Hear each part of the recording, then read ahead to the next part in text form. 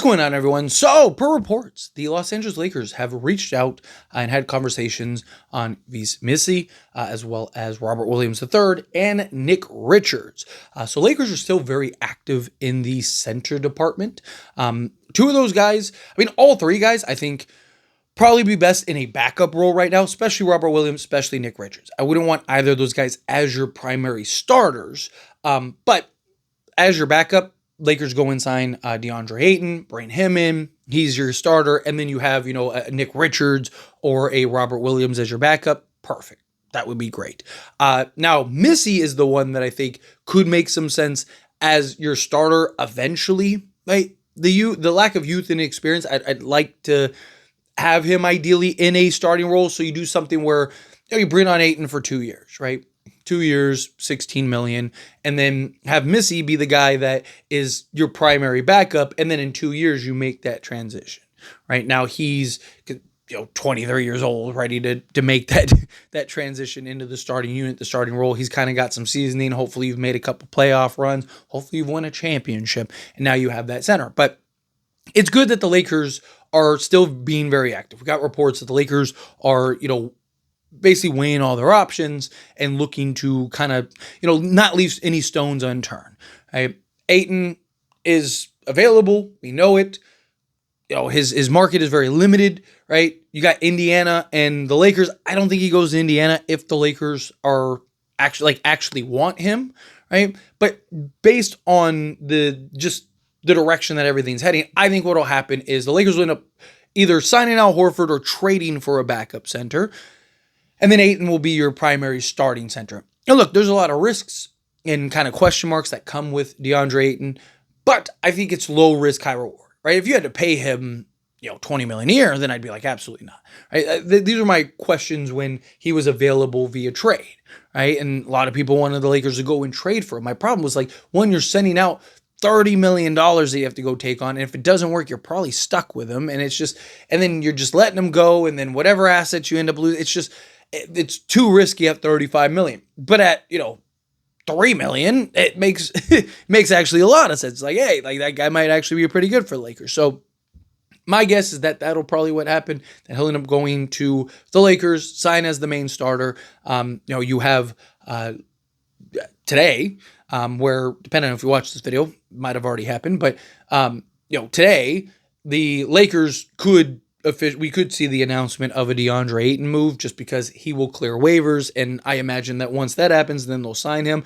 But I wouldn't be shocked if the Lakers continue to wait, right? And because supposedly they are in multiple trade conversations, and Dave McMahon talked about how they're in conversations about a trade for a center, like a clear-cut starting center, right? So if you're already in the midst of that, while Ayton becomes available, one, that's really good. That puts you in a position where now you could better negotiate that trade. But two, are you really going to bail in the middle of a trade, especially if it's a good deal, especially depending on who the player is and stuff? You could argue Ayton is probably the best option in that regard. But even then, if it's something that's a little more stable, it's probably a good way to put it, right? A little more stability, then it might be worth doing that. Right? Honestly, I would prefer the Lakers just go bring in Ayton, go trade for a Nick Richards or, a Missi, which would be awesome, or Robert Williams. Problem with Robert Williams is making $13 million. At least Nick Richards is making $5 million. Even a DeAndre Ayton, supposedly the Sixers are looking to trade him. He's making $5 million. Just go get a cheap backup center.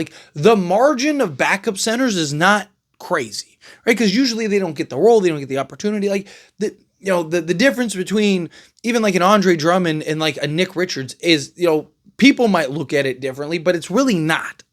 Maybe it's slightly, but it's not, there's not this huge drastic difference. And it also depends on the team you're playing on, the role that you have, so on and so. There's so many factors that go into the game of basketball, especially when you're a role player coming off the bench for a team.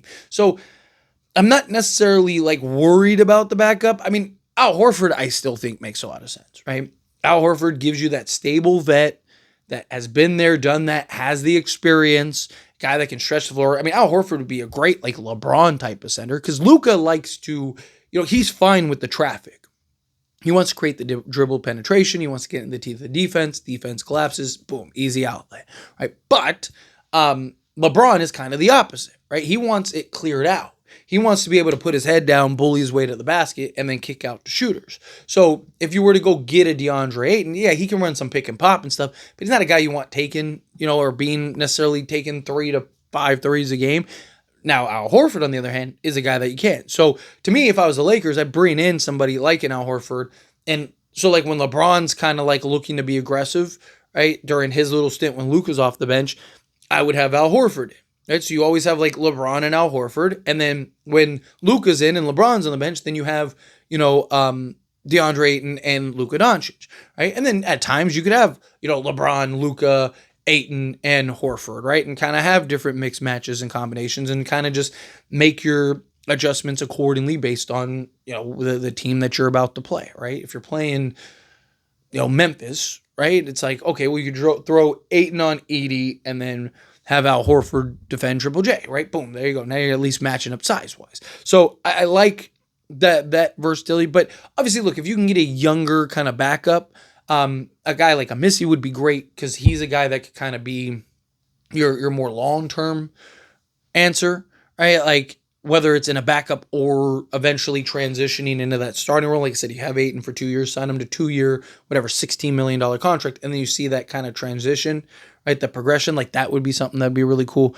At the end of the day, it just comes down to cost, right? Lakers are very limited on the assets. What moves can the Lakers make based on the limited assets that they have, right? If they can find, if you can get a Nick Richards for a pick swap or two, then yeah. But if you have to trade a first or connect or something like that for Nick Richards, then it doesn't make sense. Now, if it's a more expanded trade where you get Nick Richards and another piece, and whether it's from the Suns or another team, or you're getting Missi and another piece, then yeah.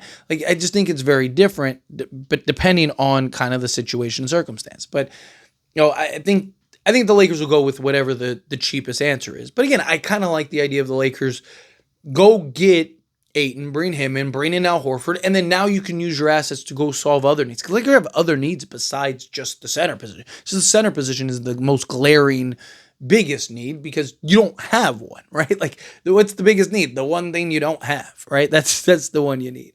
Right? But outside of that, like Lakers could use some, perimeter defense, some upgrades on the wing, so on and so forth. So my hope is that we kind of, end up seeing kind of some traction today. Ideally, hopefully, fingers crossed. Time will tell. But it's good that at least the Lakers are active in potential trade talks and working towards, just keeping their options open, right? It's just up to us to remain patient, as hard as it is at times, because we all are very impatient. We all want, things to get, let's go, let's get this done.